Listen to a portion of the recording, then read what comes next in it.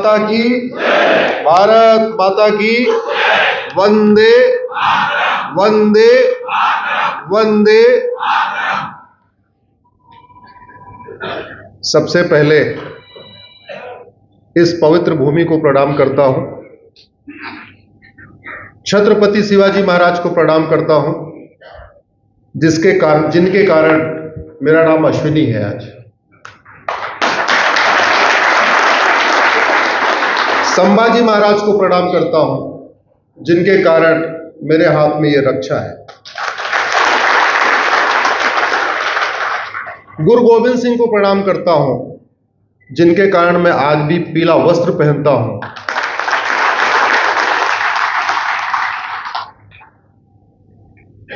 आज मेरे लिए बहुत सौभाग्य की बात है, 2024 का 100वां कार्यक्रम छत्रपति शिवाजी महाराज की भूमि पे हो रहा है। 2023 का 100वां कार्यक्रम मुंबई में हुआ था छत्रपति शिवाजी महाराज के भूमि पे, और 2022 में 90 कार्यक्रम हुए थे, उसमें जो 90वां कार्यक्रम था वो भी मुंबई में हुआ था।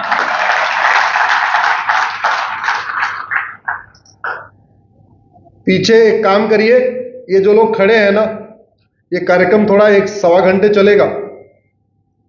इधर आ जाओ, ये खाली इधर बैठ जाओ, जिसका घुटना ठीक है ऊपर आके बैठ जाओ,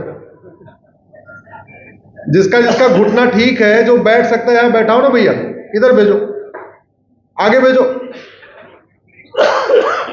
आगे आ जाइए, इधर बैठ जाइए, इधर बैठ जाइए। अभी कल हमने कोल्हापुर में करीब 50 लोगों को ऐसे बैठाया था।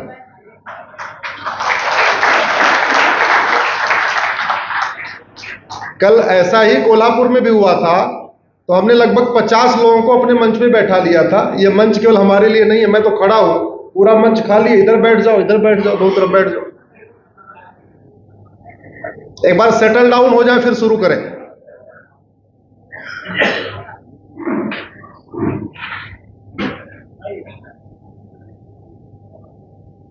अभी कार्यक्रम की शुरुआत में हमने वंदे मातरम गाया।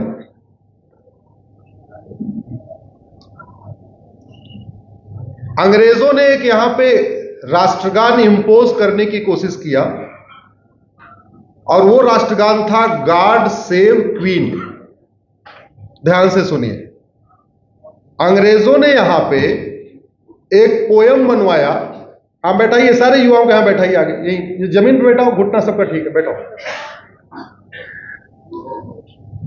God save queen, God save queen का हमारे फ्रीडम फाइटर्स ने विरोध किया। तो सवाल ये, विरोध तो कर दिया, लेकिन भारत का नेशनल एंथम हो क्या? क्योंकि पूरा का पूरा फ्रीडम मूवमेंट वंदे मातरम भारत माता की जय से हो रहा था।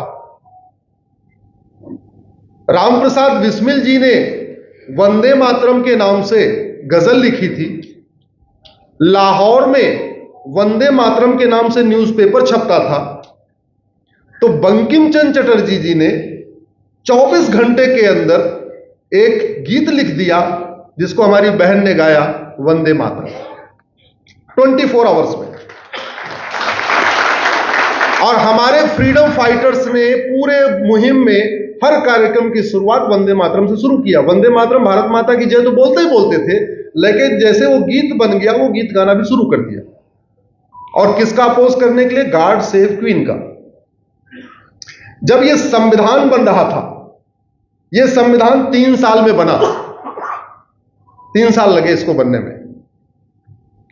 पूरे संविधान बनने के दौरान कई बार ये मौका आया, लोगों ने कहा कि भाई नेशनल एंथम डिसाइड कर लो।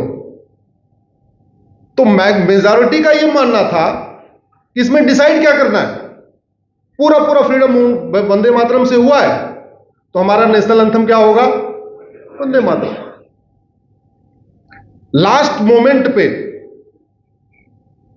हमारे चाचा को वंदे मातरम से नफरत हो गई, और जो कांग्रेस का राष्ट्रीय अधिवेशन होता था, उसकी शुरुआत भी वंदे मातरम से ही होती थी। शुरू के 5 कांग्रेस के राष्ट्रीय अधिवेशन जब वंदे मातरम लिखा गया, उसके बाद 5 अधिवेशन जो हुए वो वंदे मातरम गा के ही हुआ। 5वां अधिवेशन में गुरु रविंद्रनाथ टैगोर, जिन्होंने जनगण मन लिखा था, उन्होंने खुद ही वंदे मातरम गाया, क्योंकि तब तक जनगण मन लिखा नहीं गया था। तो इसलिए पूरे कॉन्स्टिट्यूशन के दौरान ये हुआ, इसको बाद में कर लेंगे, बाद में कर लेंगे, बाद में कर लेंगे।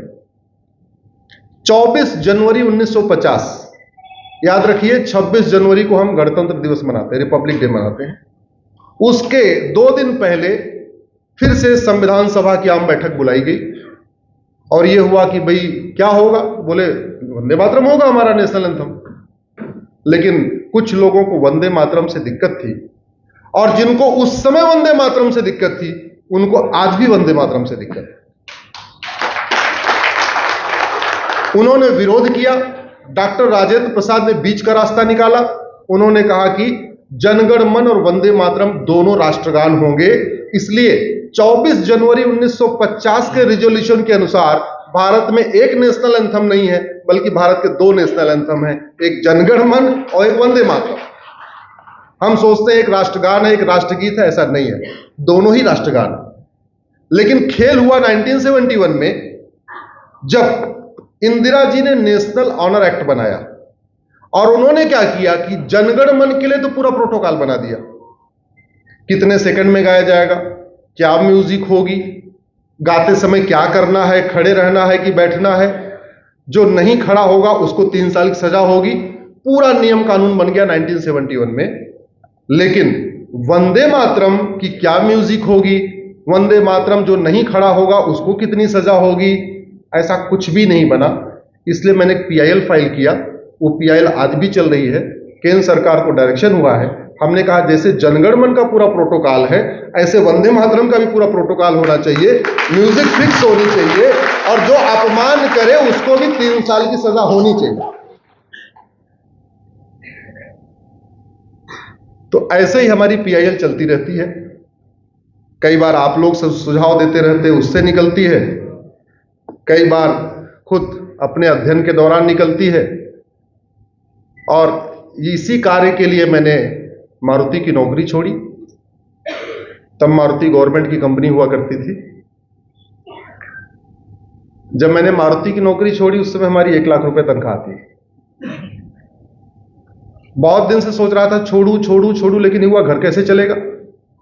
भगवान की कृपा से हमारी पत्नी को अध्यापिका की नौकरी मिल गई और उनको नौकरी मिली 8,500 रुपए की, और हमारी तनख्वाह कितनी थी।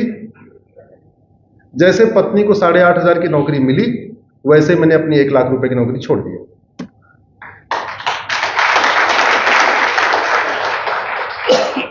और छोड़ा इसलिए 3-4 साल मैंने इंतजार किया।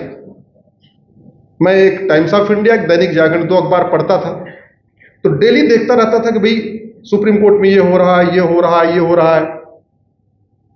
3 साल मैंने सोचा कि कोई हमारी तरफ से पीआईएल कर क्यों नहीं रहा।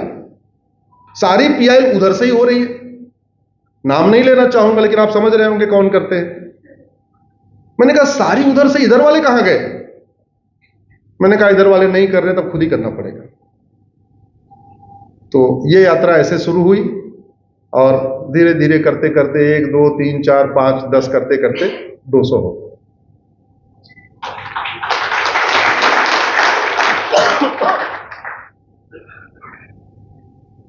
भारत में 10 बड़े झूठ बोले जाते हैं। आप सारे इधर बुद्धिजीवी बैठे हैं, इसलिए चर्चा झूठ से करते हैं, और वो ऐसे झूठ हैं, इतनी बार बोले जाते हैं कि वो सच लगने लग गए।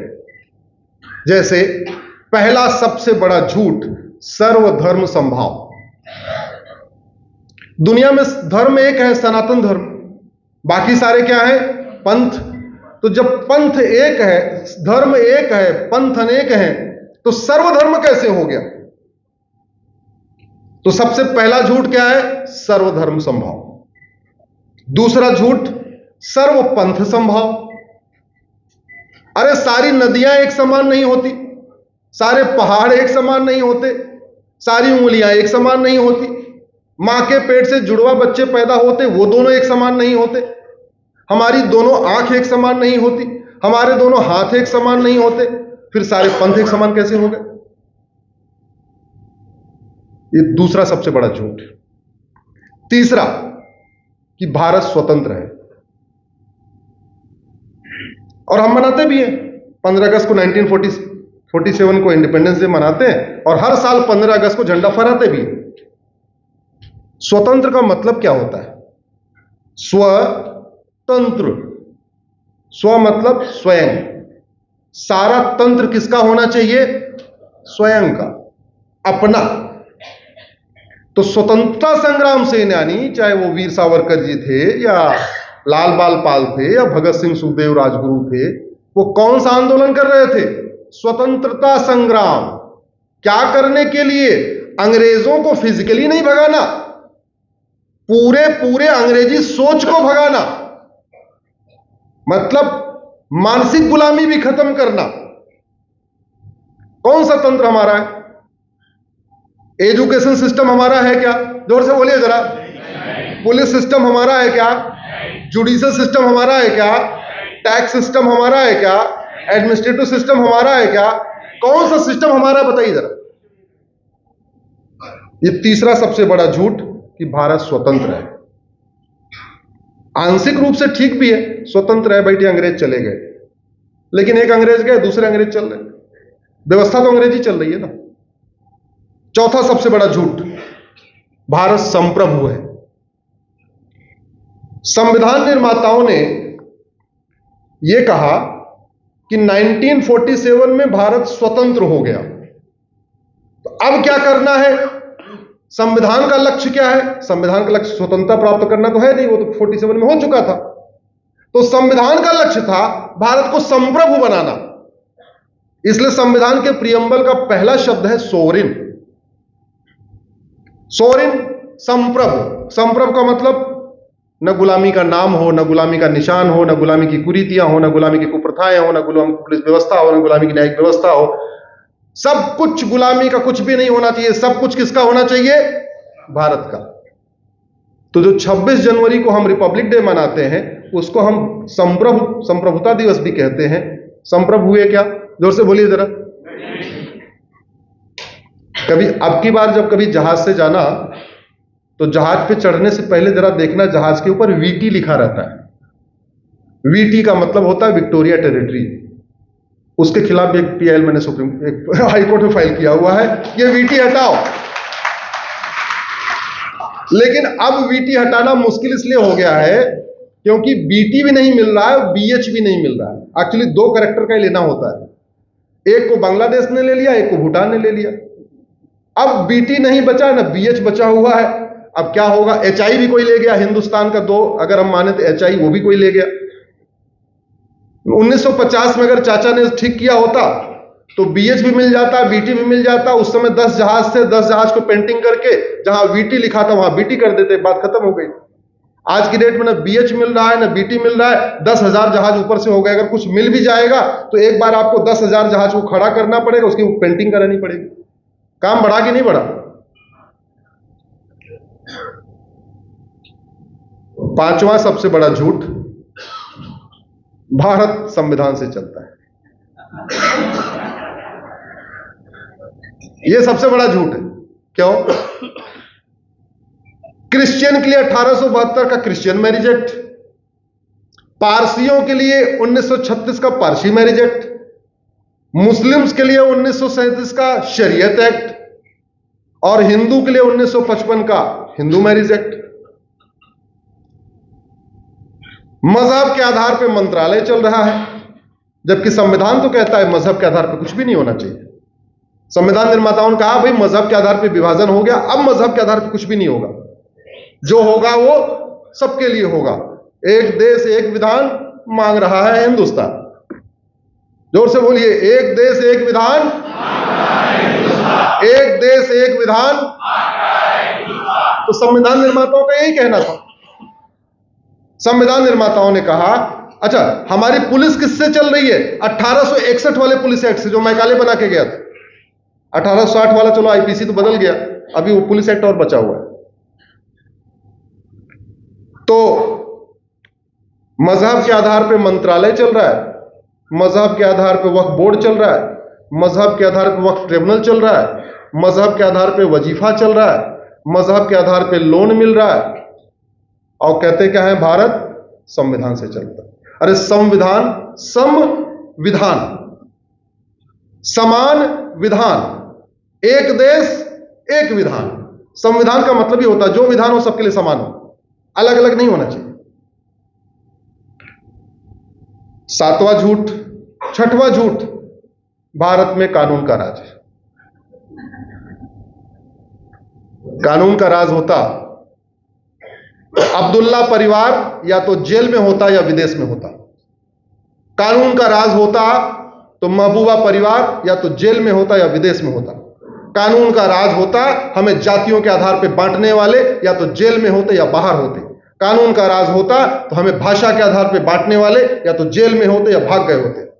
कानून का राज होता महाराष्ट्र का जो 3 परिवार है जो हमें बांटता रहता है अगड़े पिछड़े के आधार पे, मराठा गैर मराठा के आधार पे, या तो जेल में सड़ रहा होता आर्थर रोड में और नहीं तो विदेश भाग गया होता।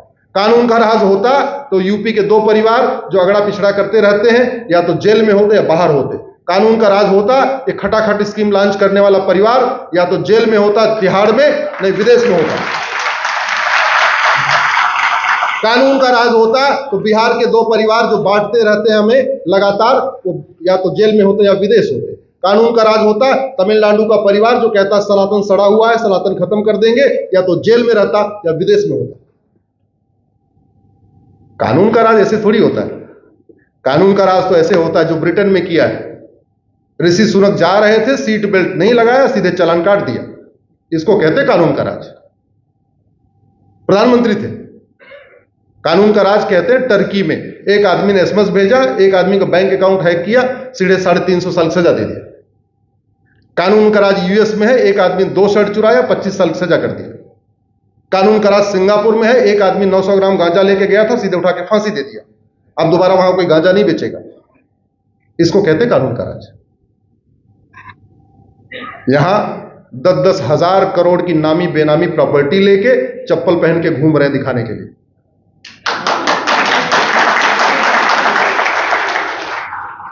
सातवां झूठ, सारे जहां से अच्छा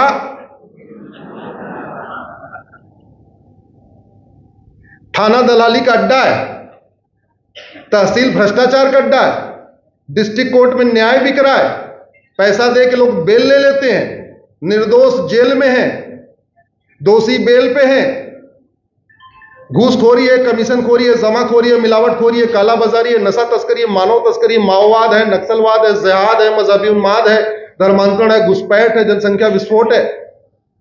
और सारे जहां से अच्छा, अगर सारे जहां से अच्छा हिंदुस्तान है, फिर सिंगापुर क्या है, फिर जापान क्या है? वो कौन सा गाना गाएंगे? 9वां झूठ, मजहब नहीं सिखाता, जोर से बोलिए जरा, समझ में नहीं आ रहा, फिर बैर रखना सिखाता कौन है? अगर मजहब नहीं सिखाता तो एक मेरी पीआईएल चल रही है कि धर्म और मजहब को डिफरेंशिएट करिए। धर्म अलग होता है, मजहब अलग होता है। केंद्र सरकार को नोटिस हुआ है, हमने कहा प्राइमरी में एक सिलेबस डालिए कि धर्म और रिलीजन में क्या क्या अंतर है। उसमें 20 अंतर हमने बताए हैं।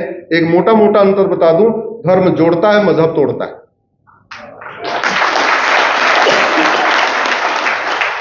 और मजहब में भी इंडियन और फॉरेन में जमीन आसमान का अंतर है।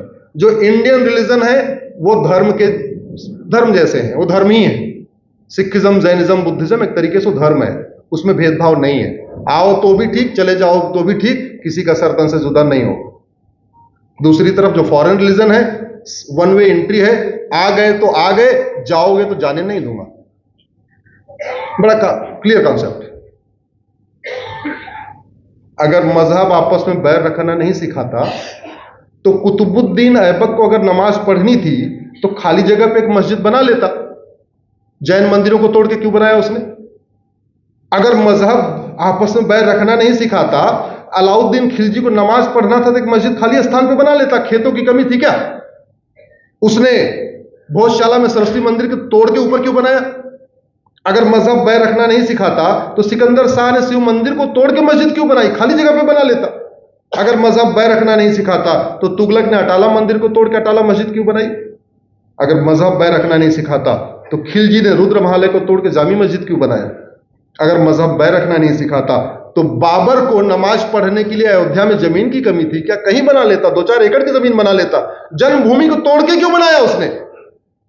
अगर मजहब बैर रखना नहीं सिखाता तो औरंगजेब ने काशी विश्वनाथ को तोड़ के मस्जिद क्यों बनाई? मथुरा में जन्मभूमि को तोड़ के मस्जिद क्यों बनाई? और दुख इस बात का है कि वो वसी दरिंदे तो जो करके गए वो तो गए गए। 1951 में भारत की संसद में कानून बना के वसी दरिंदों के द्वारा तोड़े गए मठ मंदिरों को हम रिस्टोर न कर पाए, वापस उनको न ले पाए, उसके लिए भारत की संसद में कानून बना, उसका नाम है प्लेस ऑफ वर्शिप एक्ट। उसको हमने सुप्रीम कोर्ट में चैलेंज किया है, मामला 5 जजों की बेंच को रेफर हो चुका है। यह काम भारत की संसद में हुआ। हमारी सरकार का, हमारी संसद का काम होता है कि वसी दरिंदे जो काम करके गए हैं, इलीगल काम के कर गए, गलत काम करके गए, उसको रिस्टोर करें, ठीक करें। सरकार का काम इलीगल काम को लीगलाइज करना नहीं होता, लेकिन 1991 में वो किया गया। अगर मजहब बैर रखना नहीं सिखाता तो मुर्शीद खान ने कीर्तेश्वरी मंदिर को तोड़ के उस स्थान का नाम मुर्शिदाबाद क्यों कर दिया? मिर्जा ने विंध्याचल मंदिर को तोड़ा और तोड़ के उस स्थान का नाम मिर्जापुर कर दिया। जौना खान ने जमदग्नीपुरम को जौनपुर बना दिया। मजहब बैर रखना सिखाता है, इसलिए मुजफ्फर खान ने विदेह को मुजफ्फरपुर बना दिया। अगर उनको शहर बसाना था तो कोई नया शहर बसा लेते। उन वहसी दरिंदों ने न कोई एक भी नई मस्जिद बनाई, जितनी मस्जिदें बनाई मंदिर के ऊपर बनाई, न कोई एक भी नया शहर बसाया। जो शहर पहले से बसे हुए थे बस उसकी नेम प्लेट चेंज कर दिया, अपने नाम पे स्थान कर दिया। होशियार खान ने विराट को होशियारपुर बना दिया, गाजी खान ने गजप्रस्थ को गाजियाबाद बना दिया, फरीद खान ने तिलप्रस्थ को फरीदाबाद बना दिया, फरूख खान ने पांचाल को फरुखाबाद बना दिया, मुराद खान ने रामगंगानगर को मुरादाबाद बना दिया, बेगू खान ने अजातशत्रुनगर को बेगूसराय बना दिया, शरीफुद्दीन ने नालंदा बिहार को बिहार शरीफ बना दिया, दरभंगा खान ने द्वारभंगा को दरभंगा बना दिया, हाजी शमसुद्दीन ने हरिपुर को हाजीपुर बना दिया, जमाल खान ने सिंहजानी को जमालपुर बना दिया, अहमद शाह ने कर्णावती को अहमदाबाद बना दिया, बुरहान ने भगनापुर को बुरहानपुर बना दिया, होशंग शाह ने नर्मदापुरम को होशंगाबाद बना दिया, अहमद शाह ने अंबिकापुर को अहमदनगर बना दिया, तुगलक ने देवगिरी को तुगलकाबाद बना दिया, उस्मान अली ने धारासी को उस्मानाबाद बना दिया, फरीद खान ने मोकलहार को फरीदकोट बना दिया, मुजफ्फर खान ने लक्ष्मीनगर को मुजफ्फरनगर बना दिया, शाहजहां ने गोमती नगर को शाहजहांपुर बना दिया, बख्तियार खिलजी ने नालंदा को बख्तियारपुर बना दिया, करीमुद्दीन ने करीमनगर बना दिया, महबूब खान ने महबूबनगर बना दिया, अली मीर जाफर ने अलीपुर बना दिया, भाग्यनगर को हैदराबाद बना दिया, इंदौर को निजामाबाद बना दिया, भिटौरा को फतेहपुर बना दिया, हरिगढ़ को अलीगढ़ बना दिया, अंबिका नगर को अमरोहा बना दिया, आर्यमगढ़ को आजमगढ़ बना दिया, जसनौल को बाराबंकी बना दिया, गाजीपुर को गाजीपुर बना दिया। ऐसे 1000 स्थानों को जो पहले से बसे बसाए शहर थे, उन वसी दरिंदों ने अपना अपना नेम प्लेट चिपका दिया। वहां आए, मठ मंदिर को तोड़ा और नेम प्लेट चिपका के बदल चले गए। चलो, वसी दरिंदों ने जो काम तो किया, आजादी के बाद आज तक बदला क्यों नहीं? मैंने सुप्रीम कोर्ट में पीआईएल फाइल किया। मैंने कहा कम से कम उन स्थानों को बदलने के लिए कमीशन बनाइए जिन स्थानों का वर्णन हमारे वेद पुराण में है, क्योंकि जिन स्थानों का वर्णन बाइबल में है वो सारे स्थान उसी नाम से आज भी पाए जाते हैं। जिन स्थानों का वर्णन कुरान में है वो आज भी सारे स्थान उसी नाम से पाए जाते हैं। लेकिन जिन स्थानों का वर्णन हमारे वेद में, पुराण में, गीता में, रामायण में है वो उस नाम से नहीं मिलते। फिर हमारे बच्चों को जब कहानी सुनाई जाती है कि रामायण एक काल्पनिक घटना है, महाभारत एक काल्पनिक घटना है, तो धीरे धीरे मान लेते। सुप्रीम कोर्ट के जस्टिस के.एम. जोसेफ की बेंच में मैटर गया। बोले आप देश को उबालना चाहते हैं? हमने कहा इसमें उबालने वाली क्या बात है? बोले आप हिंदू मुस्लिम कर रहे हैं। मैंने कहा हिंदू मुस्लिम नहीं कर रहा हूं, मैं हिंदुस्तान बनाम विदेशी की बात कर रहा हूं। ये हमारे राइट टू रिलीजन का मामला है, ये हमारी राइट टू आइडेंटिटी का मामला है, ये हमारी राइट टू डिग्निटी का मामला है, ये हमारा फंडामेंटल राइट है, ये हमारा राइट टू कल्चर है। बहरहाल नहीं पसंद आया, सेकुलरिज्म का कीड़ा उनको काट रहा था। मैंने पिटीशन वापस ले लिया, लेकिन उनसे कहा था आपकी यहां से पिटीशन तो वापस ले रहा हूं, लेकिन जनता की अदालत में ये पिटीशन जरूर लगाऊंगा और एक न एक दिन मेरे जीते जी मैं मुगलों का नामो निशान खत्म करवा के रहूंगा।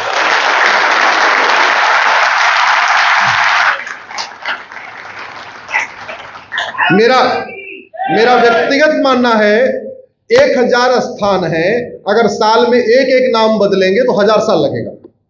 1000 स्थान है, साल में 10-10 नाम बदलेंगे तो 100 साल लगेगा।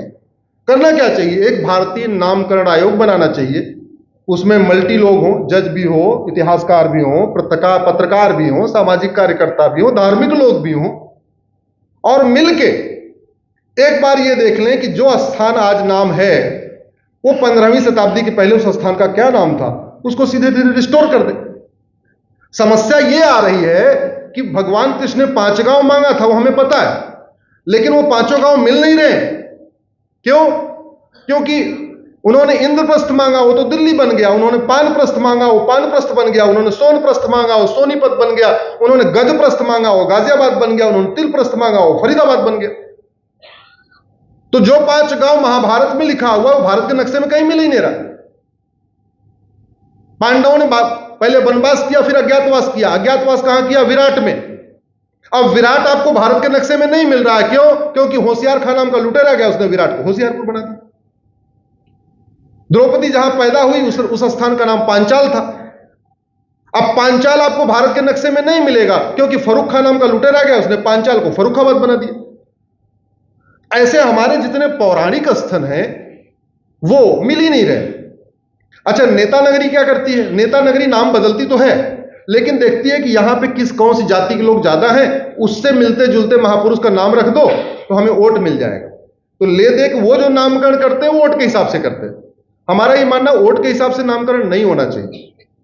नामकरण वो होना चाहिए जो ओरिजिनल नाम था, जो हमारे वेदों में लिखा हुआ, जो हमारे पुराणों में लिखा हुआ है।